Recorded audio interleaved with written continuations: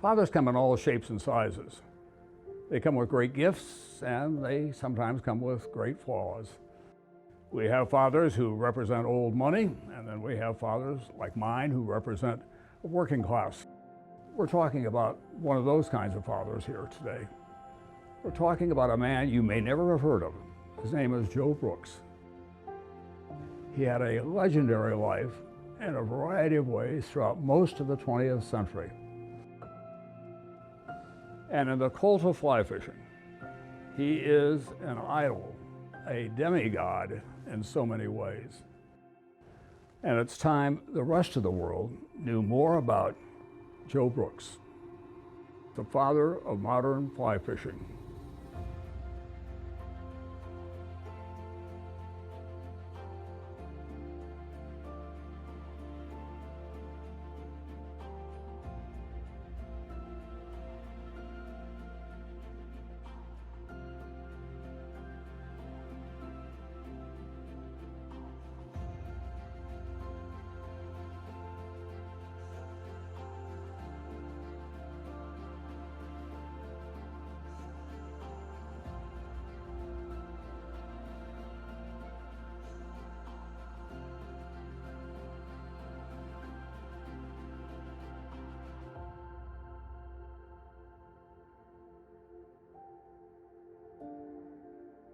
Throughout history, fly fishing has remained the peak of the angler's art. Other weapons of attack on dwellers of lake and stream and ocean may come and go, but when a man has tried every one, if he is a philosopher at all, he will come back to the fly rod. For the light wand offers other inducement than merely winning the physical fight. The greatest enjoyment derived from the use of the fly rod is not necessarily the fish caught. The greatest satisfaction lies rather in the performance of the cast, the dexterous use of line, leader and fly, the harmony of the environment, and a man's soul.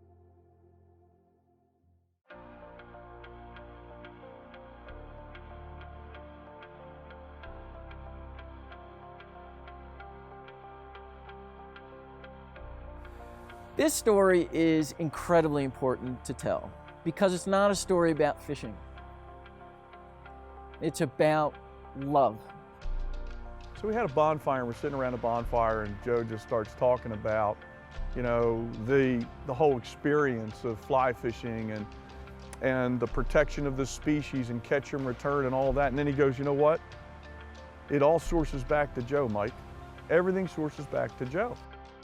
It happens to take place in the environments of fishing, right?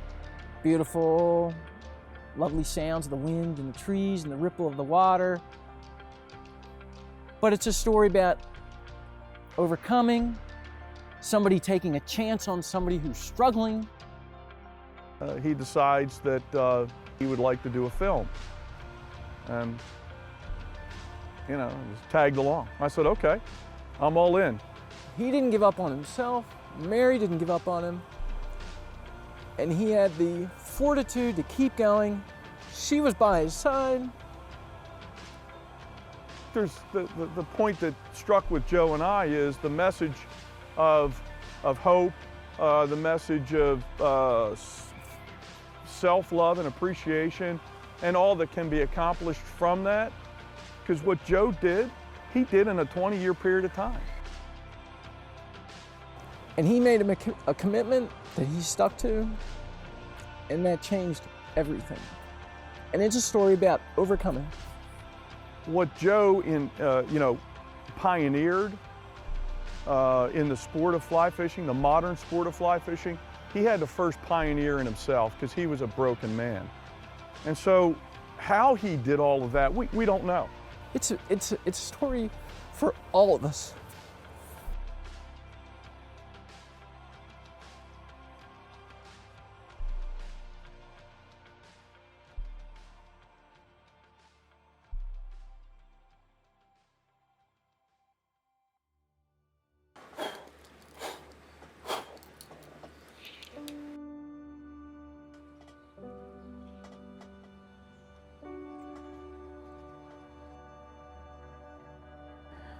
Well, my father died in 1932 when I got kicked in the heart in a basketball game.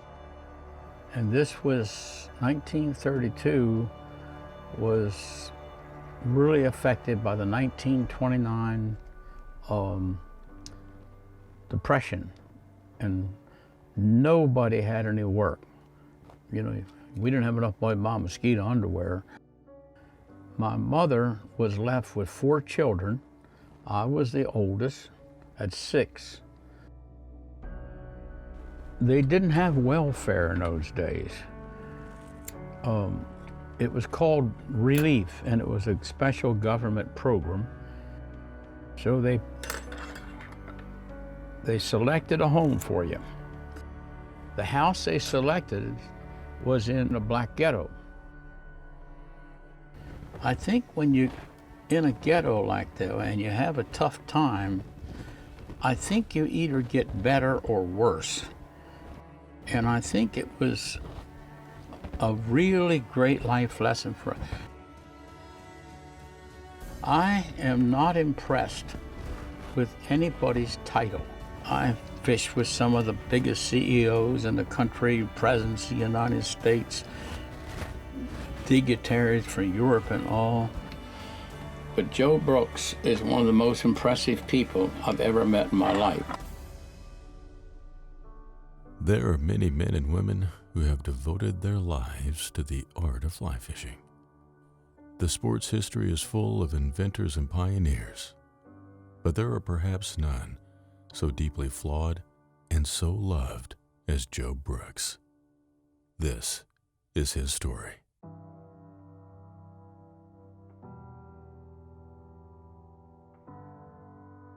Joseph White Brooks, Jr.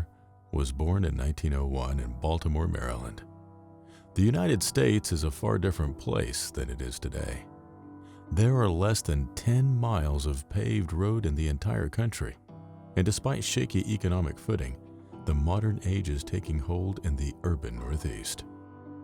I think it's important to understand, to have a better idea of what America really was like when he came on the scene.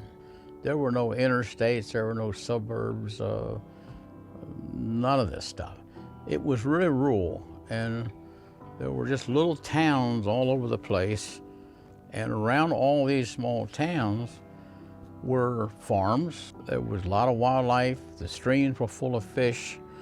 We didn't have the problems that we have now environmentally. A great wave of immigration is changing the face of America from small towns and farms to densely packed cities. Urban America is just stretching its legs on towering steel structures, and already the need to preserve and protect wild spaces is recognized at the highest levels of government. Theodore Roosevelt is president. During his 2 terms, he will instill a new sense of conservation in the United States, establishing 150 national forests, 51 federal bird reserves, 5 national parks, and 18 national monuments. An economy driven by agriculture is shifting to one of industry. The Brooks family runs a small but successful insurance brokerage in the heart of Baltimore. Joe is a spirited child and a gifted young athlete. In the Brooks family, there's no silver spoons. There's no, all the money that was made beginning with my grandfather was all made through a lot of hard work and a lot of sweat. We all had to work for it, and we all did what we did because we knew we had to work. And there's nothing easy about the sales business. Joe has little interest in sweating it out in the family business. He feels much more at home on the trout stream or the baseball diamond. At 17 years old, Joe is scouted by the Baltimore Orioles and eyes a career in baseball, but his father won't hear of it and instead enrolls him in Princeton. It apparently didn't fit. He was an outdoor guy. He didn't want to be botched up inside of a room someplace. He wanted to be outside doing something. There's not much on his academic record, but athletically, the guy was a stud. Baseball, football, golf, boxing, you name it. This guy not only did it, he was the best at it. After just one semester, he is kicked out. A few months later, Joe's father dies of a massive stroke. At 18, Joe is untethered and for the first time, free from the heavy-handed guidance of his father. And I imagine that when it was time to grow up, he kind of lost his confidence and became quite an angry guy. He immediately begins playing baseball again on the semi-professional leagues. Joe assumes a spot in the rotation for Long Lake, New York in the Adirondack Mountains, where he will throw 2 no-hitters and fly fish the mountain lakes and streams of the region. At this time, Theodore Gordon has already pioneered dry fly fishing in the United States, and the Catskills of New York are the epicenter of American fly fishing. Fly fishing really started centuries ago in Spain, France, and England mostly. You know, it was an activity that was practiced by elitists for the most part, fly fishing, and it was primarily done in sweet water. People then did not own trout streams, the general person. Only rich people owned trout streams, and you weren't allowed to go on them. And so basically, trout fishing started with the rich. Fly fishing didn't gain popularity in Europe until the mid-1800s, when leisure time and transport allowed the general public access to fishable streams. Its adoption in America was slow and equipment was limited. For a long time, not good tackle was made that the average person could afford. And I think that inhibited the growth of fly fishing in this country. People hunted and fished, but they didn't do it recreationally necessarily. People don't realize that spinning did not come to the United States till after World War II. You either used a bait caster or a fly rod. Fly fishing has extremely limited appeal in America. Primitive line, reels and rods and techniques developed abroad are not effective in the United States. The idea of fly fishing, which was basically to present something that looked like a bug to a fish by dabbling it somewhere in a stream, didn't involve a long cast. But by the late 1800s, America has taken interest in the sport, and technological advancements in equipment allow fly fishermen the ability to cast line farther and fish more diverse waters. Once people became interested in it, obviously manufacturers started doing research and coming out with better and better products.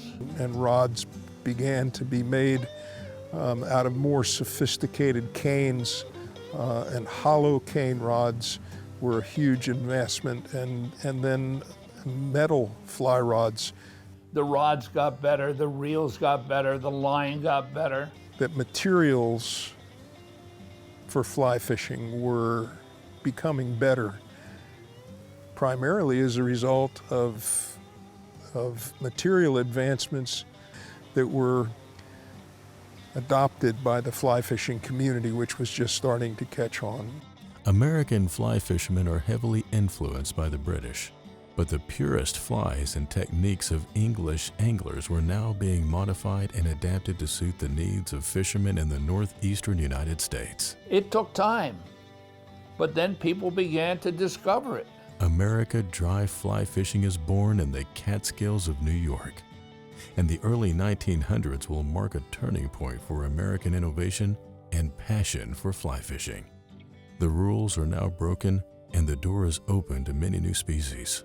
For each of them, a technique had to be developed. A fly had to be developed. So it all had to be developed. On the backs of American fly fishing pioneers, the sport rides a wave of popularity into the 1920s. And Joe has just gotten married. He was 24 years old when he married Arlene, and she was a year older than he was. But she was on the upside of the social ladder, a blue blood, if you will, in Baltimore society. Joe's marriage to Arlene Dickey thrust him into the Baltimore's high society and into a free-spending lifestyle of excess. And there was no limits on the cash flow apparently, and they just had a good old time. The Roaring '20s are in full swing, and despite the national prohibition of alcohol, Baltimore's location makes it a hub for the trafficking of illegal hooch, and the city is proudly known as the wettest in the country. He was a screaming drunk. My grandfather, would drive down to the police station, once a weekend and get Joe out of jail. Well, I know that from my grandmother, and I know that from my dad. That was surprising. That was very surprising. She told me, she said, I used to have to send your father down to get him, whether he was at the police station or whether he was someplace else. I'd have to go send your dad down to get him. Just a very angry guy, and he was drinking then. And as my father told me, he was just a bad drunk. He was a mean drunk. When he'd walk into one of these places, everybody knew who he was, and they didn't want any part of him. Joe developed a nasty reputation for getting in bar fights. I think in order to complete the story, you have to know that he had another life, of which there were demons, if you will. Joe expands his athletic pursuits to golf and boxing. When he's not getting into brawls in the bar, he's doing it in the ring. He wows spectators with quick knockouts and holds the course record of 65 at Baltimore Country Club. He doesn't want to be in the family business, but he's having too good of a time, I'm guessing, that he doesn't want to leave that either yet. The fast-paced lifestyle is taking its toll. Unreliable at work and rarely home, Joe is quickly spinning out of control. So everybody was partying, everybody was drinking, and so it wasn't unusual. Excessive drinking and lavish spending have driven Joe and Arlene apart. In 1929, their whirlwind marriage will end in divorce. Then, at some point, it just crashed. The drinking and all that stuff that was going on when he was living a good life all came down around him, and it just consumed him, and he couldn't control it, and he's gone. Nobody knows where he is. The party of the Roaring '20s is over. As the nation falls into the Great Depression, Joe simply vanishes. Millions are without work, homeless, and destitute. Joe Brooks is dead. Everybody thinks Joe Brooks is dead. Nobody has heard from him for a period of a number of years. Where Joe went during his dark time is lost to history. Years from now, Arnold J. Ducky Stewart, fishing and hunting columnist for the Delaware Morning News, will write a bleak, thinly disguised account of Joe's struggle with alcohol. He did not know what it was to draw a sober breath. His clothes were in tatters. He was dirty and forlorn. He was bounced out of one saloon and speakeasy after another. He panhandled from door to door and from street corner to street corner, not for food, but money for liquor. He slept wherever he fell in a drunken stupor. His friends had forsaken him. He was an outcast and drunkard. I think there are going to be an enormous number of people who see this documentary who didn't have a clue that he was an alcoholic. And now they're going to know who the real person and the full person really is. I didn't know Joe Brooks, but I know people like Joe Brooks who have all these natural gifts, and then they waste them at some point along the way. He was just doing these jobs to buy his booze. His alcohol, his bottle was everything to him until that point. I'd been a boy wonder. Everybody thought I would shoot the moon, and then I went off the rails. He was living day to day. God only knows where he was living. But it wasn't on the top side of the hog when he was married to Arlene. People who go down as deeply as Joe Brooks went down and enter that dark era of his life become so self-absorbed that they think that they can always find an excuse for their bad behavior. That people will excuse them because they do other things pretty well. Yeah, it's a strange personal life, isn't it? It's a very, very strange life that he led from the time that he left high school until the day he walked out of that sanatorium.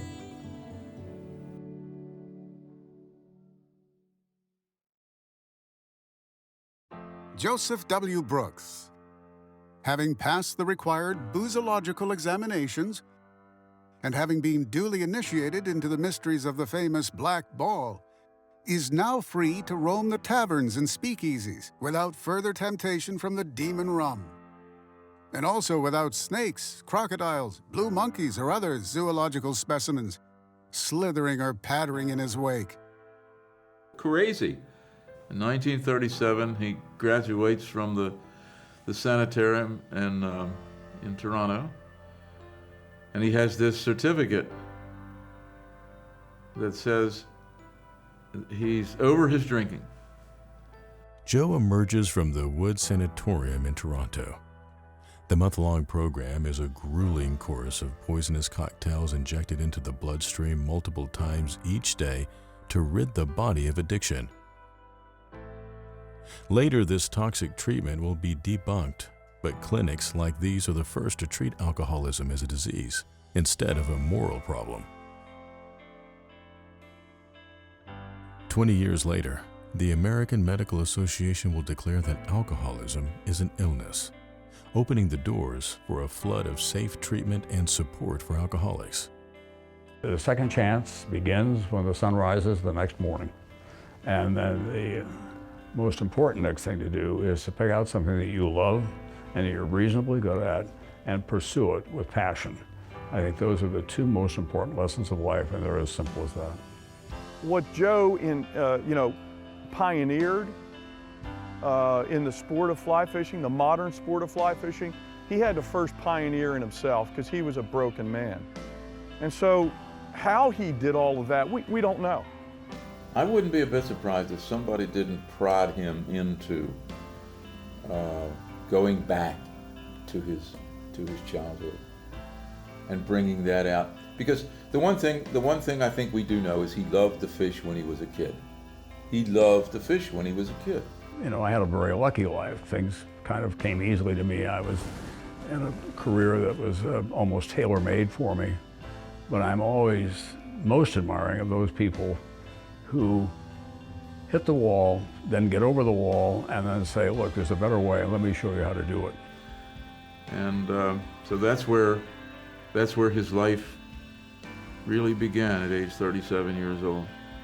There's a realization of what they've done, what they've wasted, about how good they really were at one point, and then gave it up.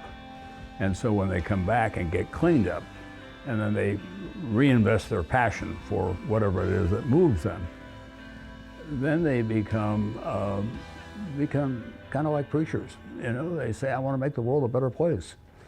So he gets from Toronto back to Baltimore. Humbled and reborn, Joe returns home to live with his mother.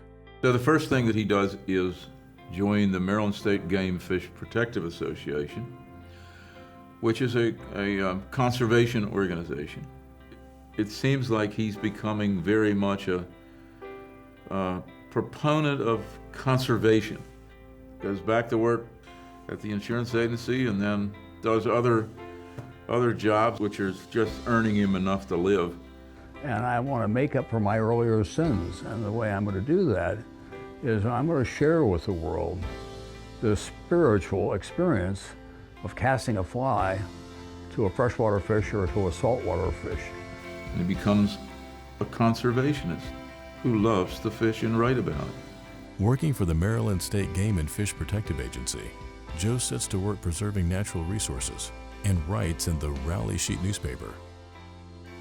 It's grand to live in Maryland. The old free state has just about everything it takes to make an outdoor man happy. Fine fishing, swell shooting, beautiful scenery, marvelous food. Oh, me. What more could humble Nimrod and philosophical angler wish for?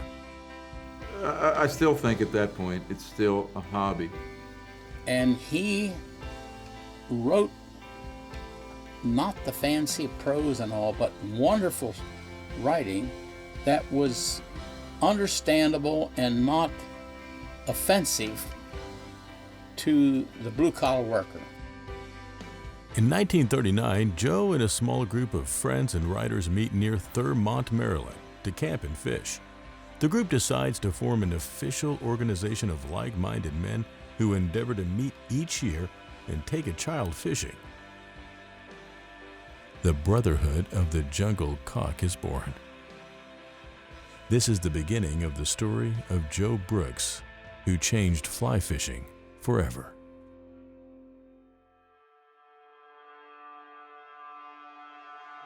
We interrupt this program to bring you a special news bulletin. The Japanese have attacked Pearl Harbor, Hawaii, by air, President Roosevelt has just announced. I'll repeat that. President Roosevelt says that the Japanese have attacked Pearl Harbor in Hawaii from the air. We will interrupt all programs to give you latest news bulletins. Stay tuned to this station. A Japanese attack upon Pearl Harbor naturally would mean war. Reluctant to join in the global conflict, the attack at Pearl Harbor thrust the United States into war. Enlistment soars as young men across the country line up to fight. 16 million U.S. soldiers will ultimately serve in the bloodiest war in history. World War II, most people who haven't lived through it don't understand, but it took a big dent out of the United States. Joe enlists in the Coast Guard. Most military men his age are serving desk jobs, but Joe takes a patrol boat post on the Potomac, protecting the nation's capital. U.S. industry now funnels all resources to support the war effort. Defense spending skyrockets and fuels an unprecedented period of economic growth. Millions of new jobs, dramatically higher wages, and the unification of the country are pulling the U.S. sharply out of the Depression and into a new era. It wasn't until after World War II that the common man had leisure time and disposable income of any kind. In 1945, millions of servicemen are coming home to a new country. All these guys came back from the war, and they certainly wanted to go fishing and hunting and do all kinds of stuff. And that's when outdoor recreation, hunting, fishing, boating, camping, really started to mushroom. Certainly there was a feeling of communion. It's the main reason why I stayed with fly fishing. It's the most fun you can have standing up. That's when Joe started to pull everybody together. Joe was one of the first who began to write about fly fishing in general. And brought it to the masses. Finn Kaiser was a fellow who started that newspaper down in Towson, Maryland, outside of Baltimore, because he was a rich man and he liked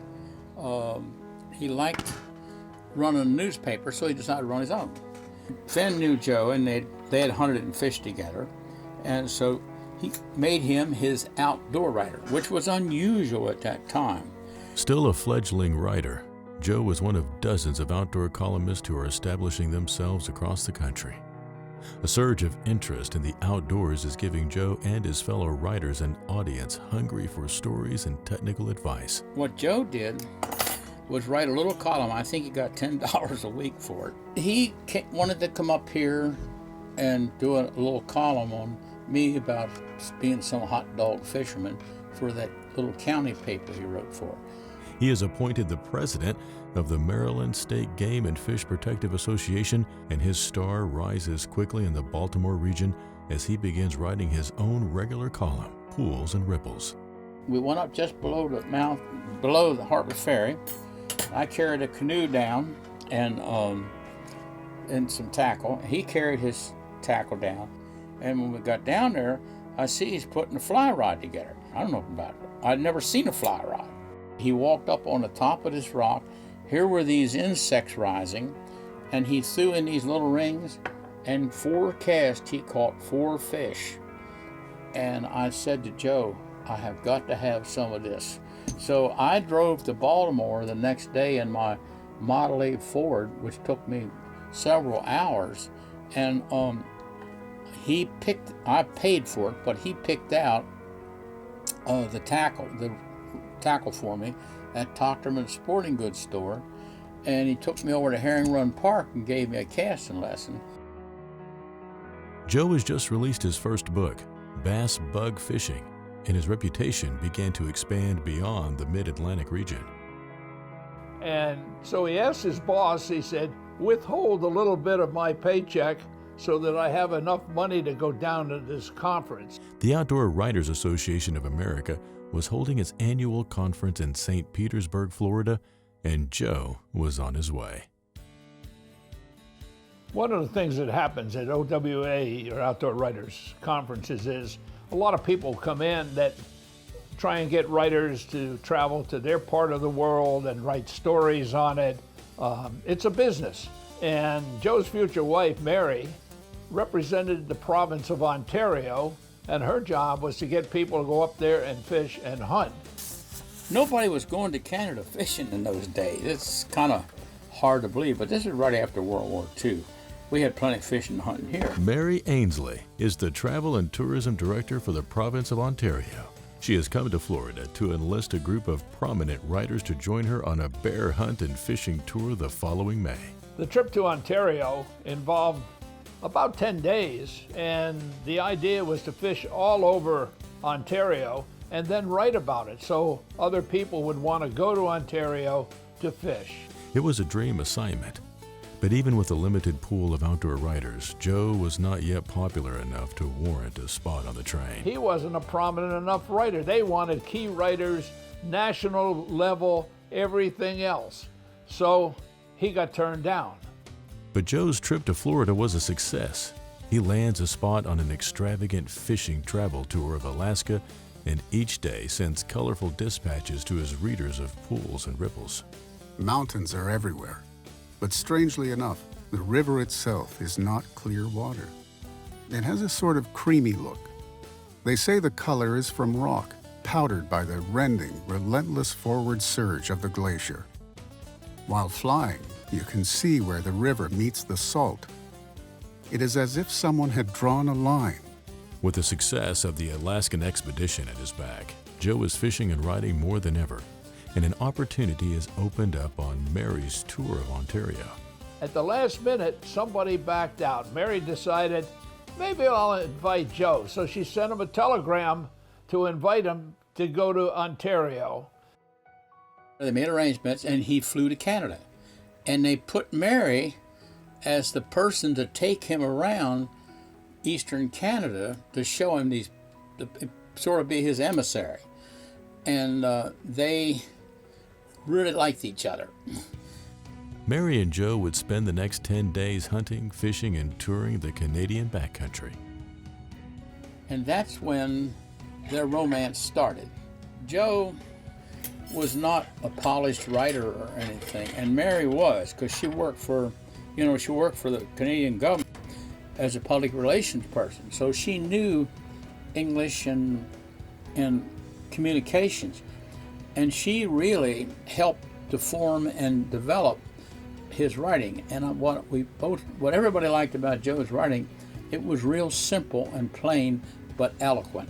This is the point where he really, really found his passion. And it wasn't necessarily just fishing, because if you spend any time and you read his work, you find him really, really deeply communicating with the reader in a very unique way that I still read all his stuff today and I really enjoy it. Of course, it all ended up with Mary eventually marrying Joe, which happened Not right then, but a little bit later. There's a story that was told to me by D.B. Waterman. Mary was engaged to Joe at the time, and Mary asked D.B., "Do you think I'm making a mistake with this one?" And D.B.'s reply was, You'll never know unless you venture out." So she went into it eyes wide open, and Joe's promise to her to never touch alcohol again. And I think he competed every single day to keep that promise. That fall, Joe takes a trip to Oregon where he lands a 30-pound striper on a fly, setting a world record and sending ripples through the world of fishing. When Joe Brooks caught that big striped bass, he just set the stage for others to follow. I figured if he could do it on the West Coast, I could do it on the East Coast, and started to fish striped bass with a fly rod. His notoriety from that event grew, and then I think Mary just put him over the top. I think Mary made Joe. I think the love that he had for Mary made him a better man. And we're all the better for it. It just completed him. It's an incredible, incredible period of Joe's life that arguably was, without question in our minds, the tipping point that sent him on a 20-year run of massive accomplishment.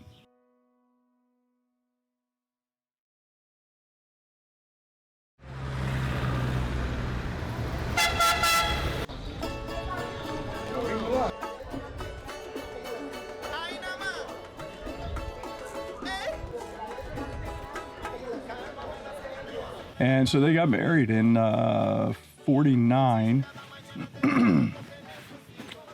and set out on a life of adventure. And the many accomplishments that he made after stopping drinking probably would never have happened if he hadn't married her. Now living in Florida full-time, Joe pours himself into his job at the Met and fishing for anything that might take a fly. This is the time where Joe got hooked on salt.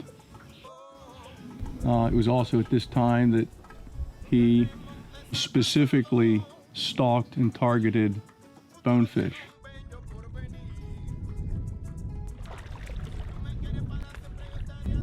Alice Corson, the Miami Herald writer, predicted that Joe was going to deliberately go catch a bonefish. They caught two. That was a headliner. Joe had been in other relationships. Mary was his third wife. I think the relationships he was in before were out of urgency or necessity. This was permanent, and this was out of love. And he made a promise to her that he'd never drink again, and he never did. You got to realize at this time there were only 4 hunting and fishing magazines in all of the United States. It was Field and Stream, Outdoor Life, Sports Afield, and a small publication in Nebraska called Fur Fishing Game. So there was no general knowledge, and there was no videos. In fact, the fishing books we had were mostly published in England and really didn't have a lot to do with fishing and hunting here. So in 2 years' time, Joe goes from a very accomplished writer at the Union News to an expert in saltwater fly fishing, and through his love and his passion for fly fishing, and specifically his newfound passion of saltwater fly fishing, produces a book that is still used and highly regarded today, Saltwater Fly Fishing. Joe's second book is a huge success and introduces thousands of anglers to the new and exciting sport of saltwater fly fishing. He also wrote many technical articles which were not written before then. Most of what you wrote in the 4 magazines was exciting things, how to catch a big fish or how to shoot a brown bear or something. Joe was writing about innovations, casting, building your rods, all the leaders and this sort of thing. And so he was at the forefront of bringing all this technical knowledge forward and getting people interested in it. I guess just being at the beginning of anything is a rare place to be as the world turns and as everything becomes so much more complicated. Those were pretty simple times because it was the beginning of everything in light tackle and the absolute beginning of saltwater fly fishing. Everybody was excited about learning new ways to do things and how to improve it and all. It was a magic time. So the game was a new game, and all the components of that game were new. And to have been there when all this stuff was being figured out, pretty exciting. We didn't even think about making it a famous sport or anything like that. I've never done any of that. Joe did this because this is a great sport, and I'm having a ball. And I want everybody else to have as much fun. That's been the whole tenor for both of us, for all of our lives, is, hey, you don't know what you're missing. When a national magazine suddenly awakens to the fact that there are 43 million fishermen in the U.S., all potential subscribers, they naturally decide that it's about time to do a piece on fishing. But what do they do when they discover their ace feature writer doesn't know a river runt from a royal coachman or a channel cat from a blue marlin? Well, in this case, they hired Professor Brooks to educate him. School, says Joe, begins first thing in the morning. There were now articles and magazines that dedicated themselves to the outdoors, to fishing and hunting, and those were the things that I cleaved to. And you know, kids sat around in barbershops, and there were stacks of outdoor magazines, and the best part of that experience was waiting to get your haircut so that you could read some of these fabulous magazines. And of course, at that time in my life, coincidentally, Joe Brooks was the man writing about that stuff. That exploration opened up a new frontier of saltwater fly fishing. Bonefish, tarpon, snook, permit, sailfish, marlin, and so on and so on and so on. Joe got me into outdoor writing, and the first thing he said was, don't use a big word when you can find a small one. And Joe taught me, although he never said it, that you don't display knowledge, you share knowledge. When you've been a waste for a long time and you finally beat it and you start doing good things, you want to share them. He was a leader at that point, and he was the #1 fly fishing guy in the country at that time. If Joe Brooks said it, it was gospel.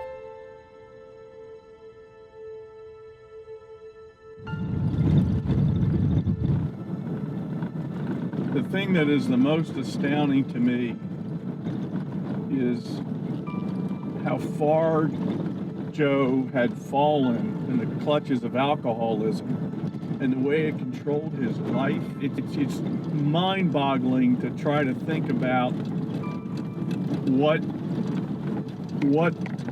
he had to do to unleash or unlock that grasp to become his true, authentic self.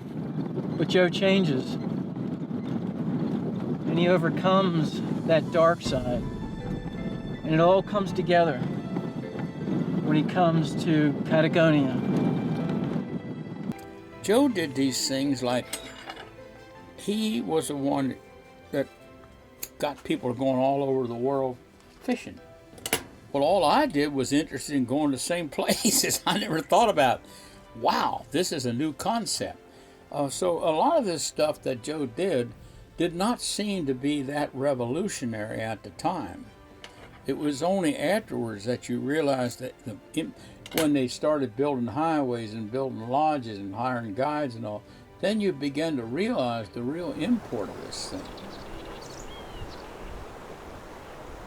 There were no shows that that depicted these things. It was all the written word.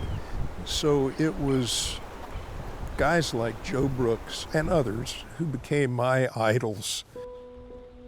I mean, it was a way of sharing information. And that's what Joe did. He shared information. The genesis for Argentine fly fishing began in a snowy Lexington Avenue outfitter's shop in New York City. Jorge Donovan was traveling from Argentina, and he, by chance, met up with Joe Brooks, who was pretty much a traveling writer in those days. Jorge meets Joe by accident at a fly shop in New York, and he invites Joe to come down. He actually comes down, I think, if I'm not wrong, in January of '55. And that January, they didn't mess around, these two. In January, Joe's on a plane doing this milk run all the way down to Buenos Aires. I mean, he saw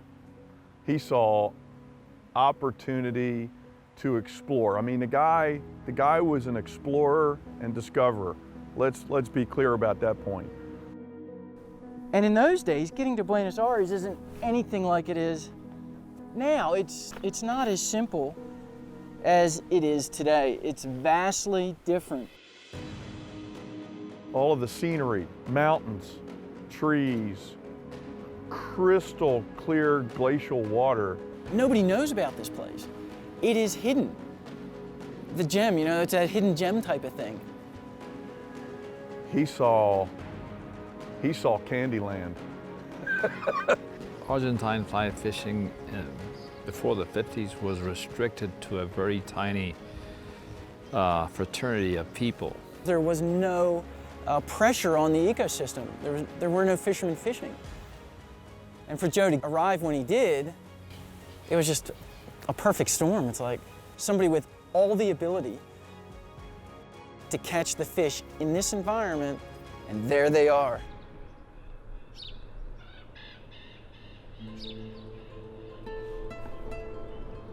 And you have all these, famous friends of Joe's, like Baby Anchorin is here, Jorge Donovan, Andre Deganet.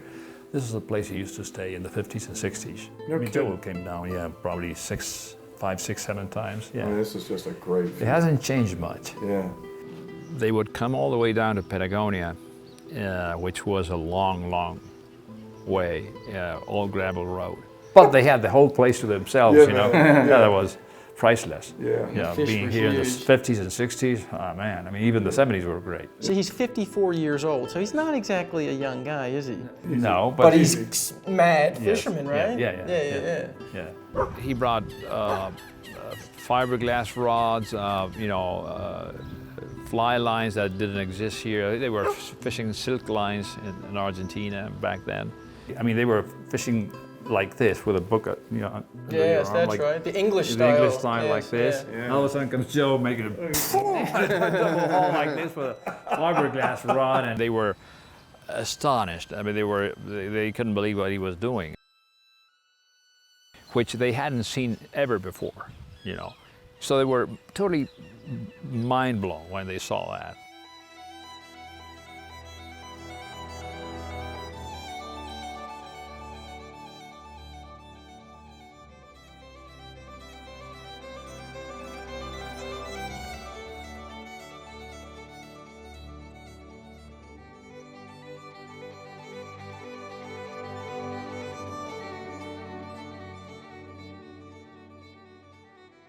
And I can just visualize Jorge Donovan and BB on the river. Joe's first cast must have freaked them out.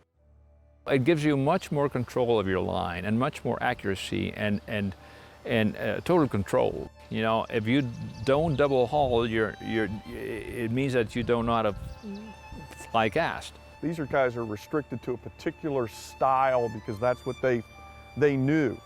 But with that style, the environment was working against them. You had massive winds, you have deep water, you've got big fish. You have to do away with dogma of going like this, you know. People like Joe Brooks changed the sport. And then he starts landing those big monsters. You know, total heresy, you know, breaking the rules and going against the dogma. He brought down the double haul. He brought down the fiberglass rods. He brought down the lines. He brought new techniques for knot tying. The effectiveness of catching fish, using those flies, casting that way, using those rods, and reading the water. I mean, they have never seen that. The impact is like walking into a dark room and turning the light on. Well, it's just like a total paradigm shift. He caught big fish, big fish, big fish, and then he puts it back into the water. But Jorge actually was the one who actually understood that concept better than anybody else, Jorge Donovan. Joe gives them all the tools and techniques to catch and kill more fish. But then he teaches them catch and release. Very few people are open-minded in order to absorb and to actually embrace new things that change their dogma. It's those people who actually change the world. Today, every trout caught here in northern Patagonia goes back into the river. They were so passionate about that they actually were compelled to pass the legacy to others. There are individuals, there are families, there are towns, there are whole communities that exist economically, are viable because of that inflection point in time and the manner and the character of the individual who was creating the change. I think people are not aware of the magnitude of the importance of the things they're doing when they are doing that. It changed their world. The prophet is somebody who enlightens you of something you've never dreamed before, of a new truth, of a new certainty that actually changes your life. Once you recognized who Joe was and what he was accomplishing, then you followed him. That's what you did. You followed him and said, what's he going to do next? Maybe I can do that. If he went to South America, Argentina, for example, and he caught a world record fish and came back and wrote glowing stories about it, well, nobody knew that there were trout in Argentina. So all of a sudden they were aware of that. Now they wanted to go there, but there were no lodges. There were no facilities. So Joe comes back from this trip. I mean, it's amazing, right? So he's just had the adventure of a lifetime. I mean, a kid in a candy shop, and eloquently writes about Boca fever, about the fever you get when you're fishing. You want more and more and more, and you're gonna stay in that water and get colder and colder and colder. And when that article came out in Field and Stream, to all of these outdoorsmen in America, boom, they all wanted to come here. They had to build lodges. Well, when they had lodges, they then had to have transportation to get people from around the world to get to these places. And then when they got there, they had to have guides, they had to have boats, they had to have all this material. So he created a whole industry that did not exist until he made people aware that you can go to Alaska, you can go to Argentina, you can go to New Zealand, Africa. He created a whole superstructure that exists today and considered normal. Oh, so here's the book. This is 56. 56. Wow. Yes. And then he came back in 63. 63. 63. Yeah, because that's when they filmed the American Sportsman Show. That's pretty cool. In the outdoor television field, I don't think it was so much about distributing an idea as it was to try to take people away, to try to expose them to things that were their dreams. I guess Kurt Gowdy realized that a lot of people enjoyed the outdoors, a lot of people fished, nobody was reaching them, and he started American Sportsman. This is Kurt Gowdy in Lago General Paz, a glacier lake 7,000 feet high in the Andes Mountains. Joe Brooks and I will be representing the United States. We'll be fishing against two of the top fishermen of Argentina. American Sportsman was the first really outdoor show on national television. Joe was one of the first ones on it because Joe was famous at the time. Joe Brooks probably has done as much to pioneer and encourage light tackle fishing as any man in the world. He has caught over 80 specimens of fish on a fly rod. He's a great all-around fisherman, but fly fishing is his specialty. I know you read his many articles in outdoor magazines and books. He not only can fish, but he also adds to your enjoyment by teaching you how to fish and how to enjoy the outdoors much better. I lived in Homestead, Florida, and I netted mullet at night to make spending money. I never thought I could ever go to Argentina. I mean, I never thought Patagonia was ever on any horizon of mine. They were living vicariously that fishing experience through Joe's writing. His sentences were the only way that I thought I'd ever get there. That's the whole thing with Joe. Being able to say to people, you can do this. I did it, you can do it. They admired him. They would have given anything to go fishing with him, and so they did. They turned their TV set on and they went fishing with Joe Brooks. I think it's going to be a field day. Well, what do you say? Let's go. He was entertaining. He was still taking people away. He was still providing a trip. Winds are 50 miles an hour. Now, the wind is the greatest enemy of a fly fisherman. Most fly fishermen, when they see a wind like this, wouldn't even attempt to get a line into the air. But Joe Brooks is going to show you how it can be done under these abnormal conditions. So, Joe, let's see you go into the 50-mile-an-hour wind. It increased his name recognition and did the same thing for all of us who followed him.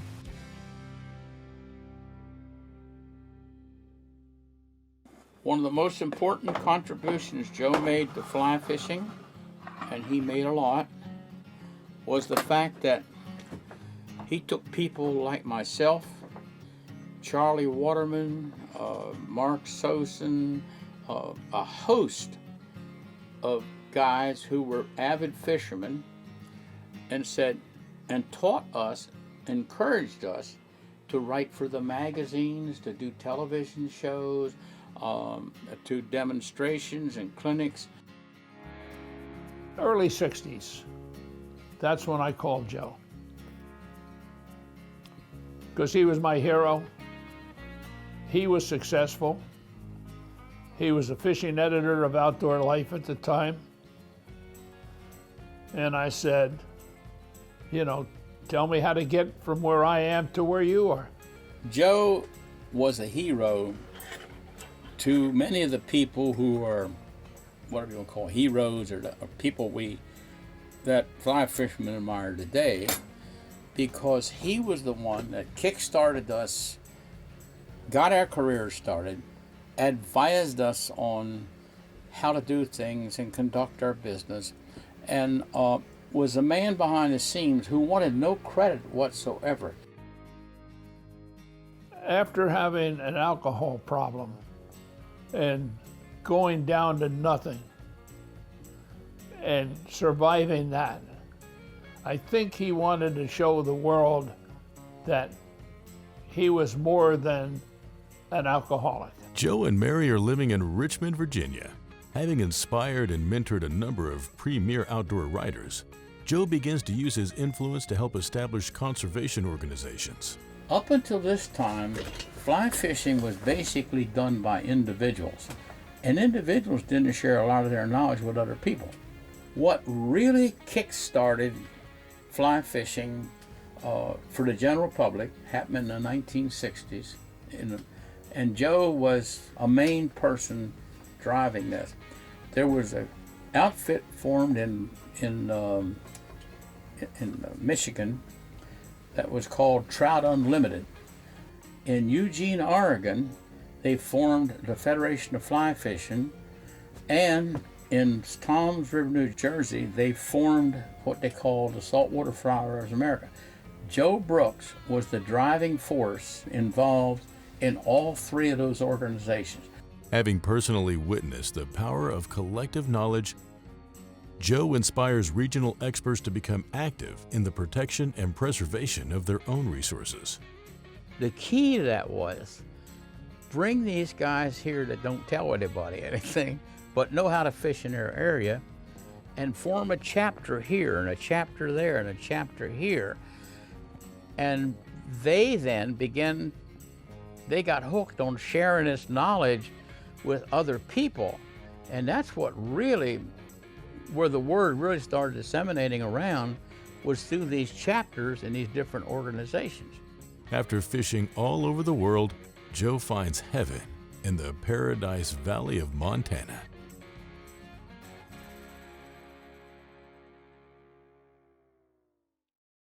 My favorite place in the U.S. is Montana. I think Montana is the greatest trout state in our country, and it's so great that I go each year and spend a couple of months out there at Livingston, Montana, fishing the nearby streams. For my great-uncle Joe, this became his oasis, his home. He and Mary just fished the living daylights out of the state of Montana. Well, we've got 6 generations on this ranch. We've been here for a long time. We're in the north end of Paradise Valley near Livingston, Montana. The Spring Creek, when my father bought this place, had nothing to do with fly fishing. They were looking at it. They didn't have to chop ice for the livestock. That's all they thought about, because it never freezes. It stays around 55, 56 degrees all the time. And he was excited because he didn't have to chop ice. I mean, he had no reason to think about the fly fishing at that time. You know, that, of course, it wasn't even known. Nobody fly fished.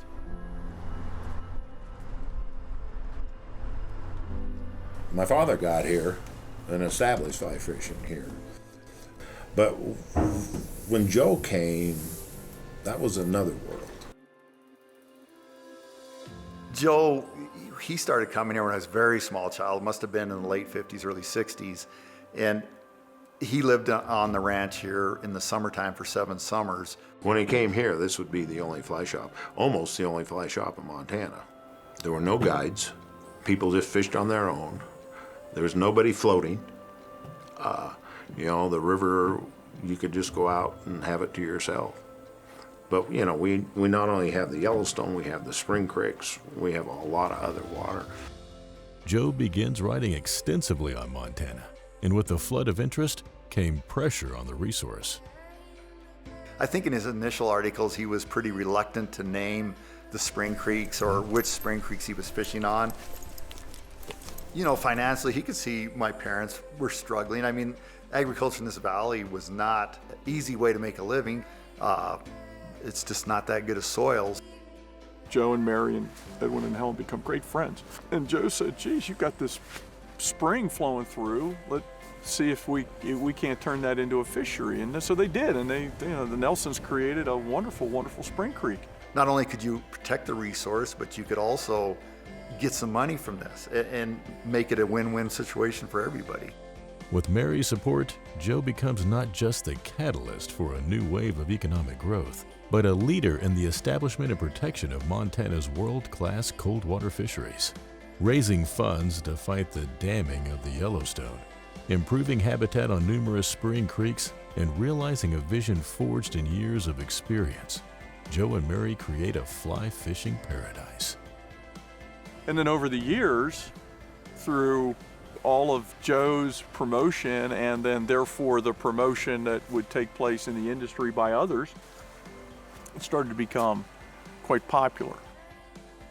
And people would travel to come out here, became a mecca. We grew.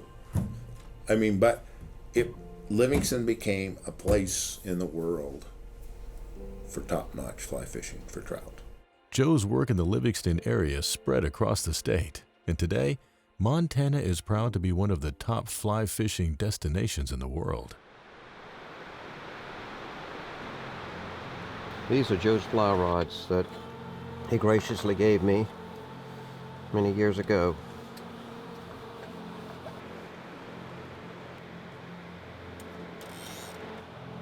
This is my standard everyday trout vest that I still use to this day, and it belonged to Mary. Joe's was too big for me. At their home in Richmond, Joe and Mary take 3 youngsters under their guidance and teach them to fly fish. When the 3 of us knew him back in the 1960s, we were just kids and didn't know really much about fly fishing. He had a gift for teaching. But Marvin knew him from doing yard work. Coincidentally, I was his paper boy. One day, Marvin just took me down there. We just dropped in, unannounced as well as I can recall.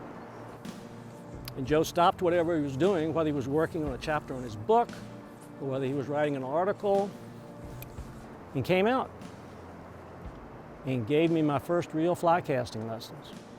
I wasn't doing very well. So he just came around behind me, put his arm around my shoulder, and put his large hand over top of mine on the grip, and he showed me what it felt like to properly cast a fly. And that feeling is something you really can't describe in words. And that was really the first time we really met. Joe was a man of words in the sense that he was a writer. But he certainly relied on actions as his judge of other people. And I think he expected them to judge him the same way. Okay, put a little wood on the fire. When Joe first started going to the Henry's Fork to fish with Will Godfrey, the Henry's Fork was not known. No one was fishing it. He was guiding Joe in this early period, and a couple of folks below them kept coming up, crowding them when they were fishing on the ranch. Will got out of the water, walked down to them, told them, "I'm fishing with Joe Brooks, fishing it about your life. And if you guys get one step closer, it's not going to work out too well for you." Then he went back and told Joe what he had just said. Joe left the river, put his rod on the ground, walked out to the fisherman, introduced himself, and asked him if there was anything he could do for him. By the late 1960s, Joe has risen to celebrity status. He's a household name. But virtually no one but Mary knows his daily struggle to remain sober. He didn't give up on himself. Mary didn't give up on him. And he had the fortitude to keep going.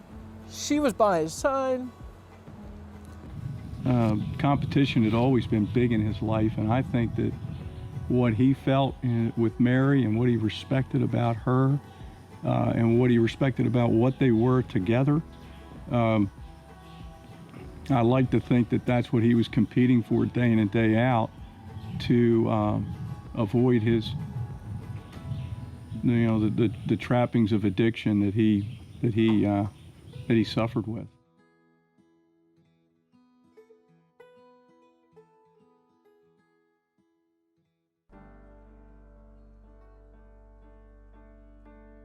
I talked my wife into taking an extended trip after the bar exam, and we ended up in Livingston on an island right in the middle of the Yellowstone River.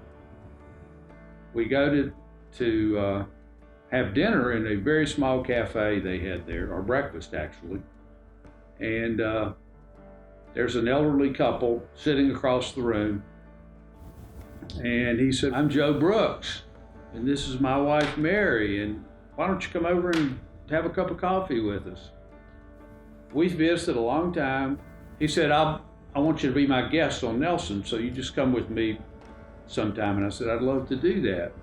And he was the icon to me. And so to have the chance to spend some time, to fish a few days, to visit with him, to have casual conversations off the stream about the fisheries and the conservation. I had not really thought through a lot of the catch and release concepts myself. And it was obvious from talking with Joe and from what I saw from others in that area that, you know, he strongly believed that if we didn't protect the resource, and we wouldn't have the wild fisheries that we have today. And that was a whole new concept to lots and lots of people. To some people, it's be a new concept today. And it really lit a fire under me to try to do something to help those causes. I've been involved in a lot of conservation things, from the Nature Conservancy boards to the National Board of Trout Unlimited to other activities since then, but all of it was born from having seen a great fisherman in a great environment who was willing to share his philosophies with me for a short period of time on how lucky we were to have what we had at that time and how important it was to protect it. I left Montana, said goodbye to Joe and Mary. My wife and I are driving back across the country. I'm going to start my career. We picked up a newspaper the second day after we'd left, and it's the New York Times, and my wife says, "My gosh, Joe Brooks has died."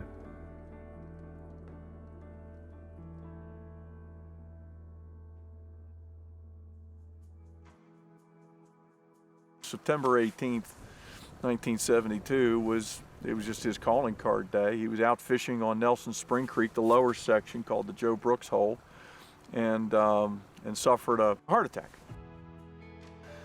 You know, he kind of passed away on his own terms. He always said he wanted to be facing upriver with a fly rod in his hand when he passed away, and damned if he didn't do it. Now, the day that we buried him, overlooking the Yellowstone River,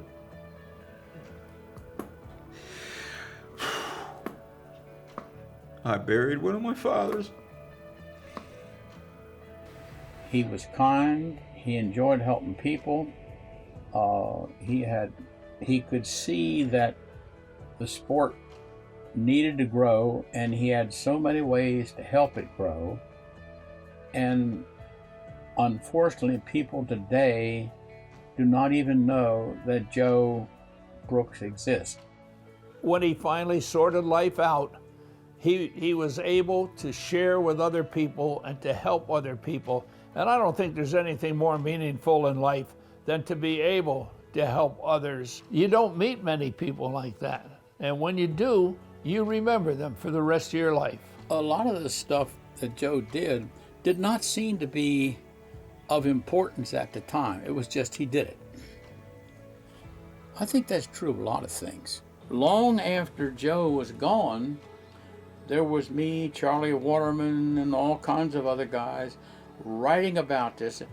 He created almost a school that teaches the future generations. I think it's one of his biggest contributions. Mary was right with Joe every step of the way. Whatever they did it in tandem. So every exploration, she kept his journals. She was doing the the writing right alongside of Joe. I really was not as aware at the time I spent time with Joe of his work with the Brotherhood of the Jungle Cock and the teaching children to fish and the taking children fishing. He was way out in front on that. The passing along or the passing down or up of information, I think it's in us. I think it's what man has always done and what man is inclined to do. I think it's just part of us to do it, and I admire the ones who do and wonder about the ones who don't. when he died, he left lots of family, not biologicals, but he left people that he called family all over the world. He was my mentor, and he was one of the finest people I've ever met. He was very moral and upfront, and never attempted to promote Joe Brooks. And I don't know this for a fact, but I think he wished he could do a do-over, you know? Because what that guy accomplished in 20 years, it's unparalleled. I think without Joe, fly fishing would never have reached the pinnacle it is today. That he showed so many roads we could go down that we would never have traveled if Joe hadn't helped us. So 3 years ago, we had this idea to make a film about Joe Brooks, who is our great uncle, because we felt nobody really knew about him anymore. And maybe it was time to remind people about what he did and the pioneering and the exploring that he did all around the world. Of all of his legendary accomplishments, Joe's proudest achievement was his establishment of the Brotherhood of the Jungle Cock, and his legacy to the world of fly fishing is best displayed in their creed. We who love angling, in order that it may enjoy practice and reward in the later generations, mutually move together towards a common goal, the conservation and restoration of American game fishes. Towards this end, we pledge that our creel limit shall always be less than the legal restrictions, and always well within the bounty of nature herself. Enjoying as we do only a life estate in the out of doors, and morally charged in the time with the responsibility of handing it down unspoiled to tomorrow's inheritors, we individually undertake annually to take at least one boy fishing, instructing him as best we know in the responsibilities that are soon to be wholly his. Holding that moral law transcends the legal statutes, always beyond the need of any one man, and holding that example alone is the one certain teacher. We pledge always to conduct ourselves in such a fashion on the stream as to make safe for others the heritage which is ours and theirs.